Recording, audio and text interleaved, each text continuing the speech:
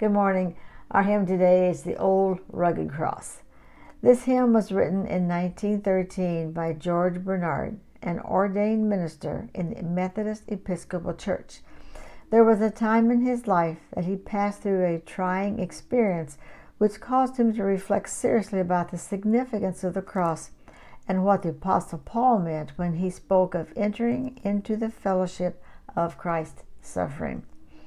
Every time he quoted his favorite scriptures, John 3:16, he seemed to have a vision of a crude Roman cross stained with the blood of Christ, God's only Son, who gave his life for our salvation. One day, while thinking of that scene, he says, "I composed the melody first. It came quickly. However, the words were at first imperfect. The words of the finished hymn were put into my heart in answer to my own need." He introduced it as such before a large convention in New York, and soon it became extremely popular throughout the country. He returned home in Michigan, thrilled with the experiences of the numbers of people trusting in what Christ had done for them on the cross as payment for their sins. Also with the renewed meaning of the cross that was etched into his mind and heart. George went to the kitchen table, took the manuscript he had so labored over, and in just a short period of time was able to rewrite the stanzas with each word falling perfectly into place. Later, Bernard said what countless other songwriters say, "I really hadn't written it. I was merely the instrument that God used."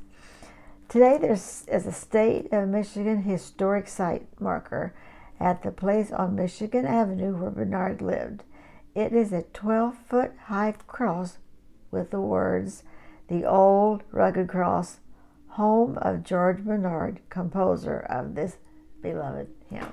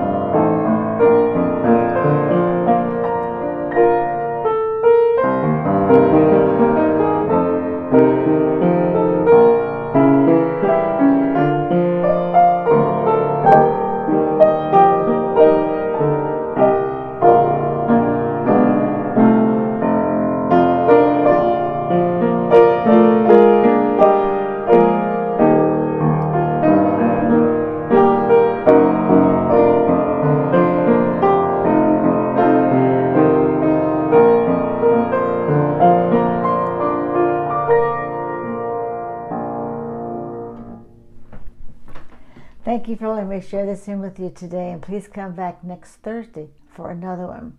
If you're on Facebook, please share it with your friends and follow us. And if you're watching on YouTube, please hit the follow or subscribe button.